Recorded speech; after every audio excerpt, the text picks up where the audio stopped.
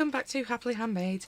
I'm Wendy, and today I thought we'd have a quick look through this book that I've spotted of Maria Trolle. So I've seen this on Book Depository. Yeah, I didn't know a huge deal about it, but after having a bit of a nosy on there seem to be two versions. This one, which is the colouring version on.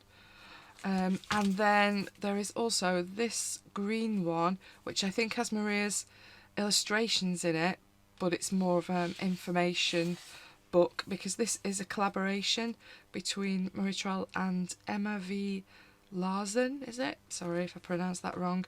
Who I get the impression is some kind of hiker, nature trailist. Obviously she knows about the plants. I think that's the essential reason of the combination. So I think that's more what this one is about, that it's telling you more about the plants and obviously explaining which ones are edible and all of that. So this is titled, or roughly, obviously my translation, Our nature is full of edible treasures, little edible flora, or something along those lines.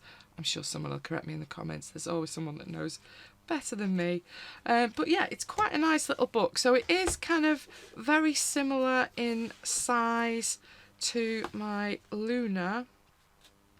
It's just a wee bit taller. So if I put them the other way, you can kind of, oh, maybe you can't kind of see from that section, but you're just kind of getting a little bit, I'd say it's maybe 4mm or something like that. So it's just a tiny little bit taller, but it's certainly an awful lot thinner. So it's not her usual books by any means. I think this is just a special one-off kind of thing that she's done.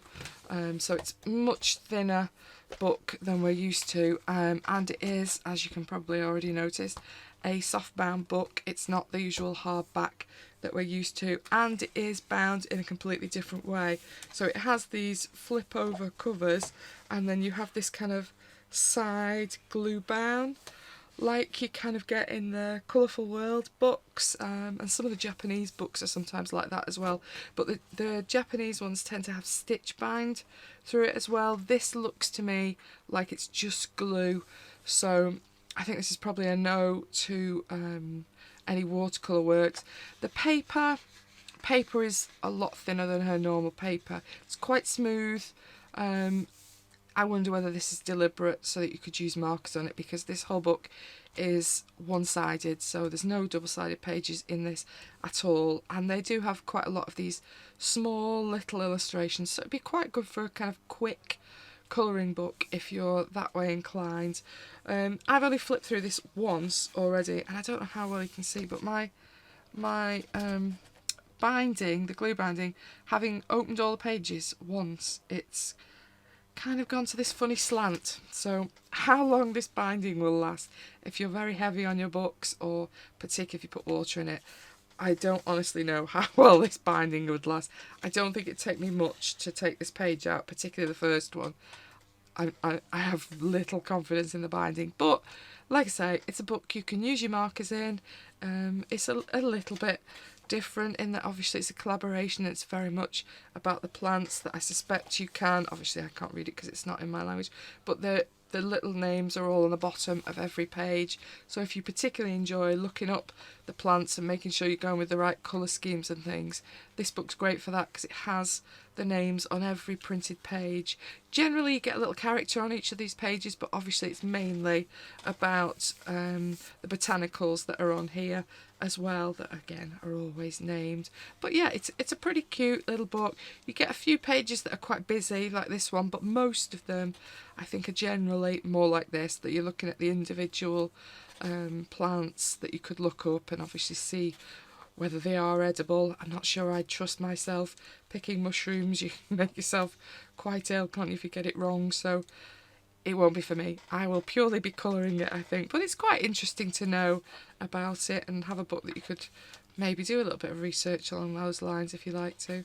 But yeah, it's quite a cute little book, and like I say, a lot of them have this kind of just central section in the way that it's been drawn. They don't seem to fill top and bottom. It's just very much middle of the page book.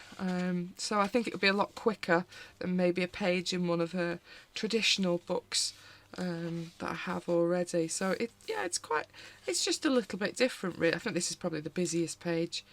I like doing flowers, but that is a lot of flowers on that page. But yeah, particularly if you like flowers and plants, I think this is probably a nice addition to your collection, bearing in mind it's probably more marker and pencil than it is water. I think this paper will probably wrinkle quite badly if you get it wet, and it'll definitely be falling out of the spine. But it is really quite cute. There's some cute little girls in it. There's some great insects on most of the pages. We'll swerve the snail. They do such destruction in my garden. No, prefer the butterflies definitely. Yeah, and that's it. We're back to the back, and that is your quick flip through this little collaboration book that Maria Trolle has done, that I spotted in Book Depository. So I will try and add you the link down below in the comments if I can find it again. Hopefully it will still be available for anyone that wants it, any Maria Trolle fans that are out there. But yeah, I thought it was quite a cute little book. So hopefully it was interesting to some of you. Thank you for watching. Bye bye.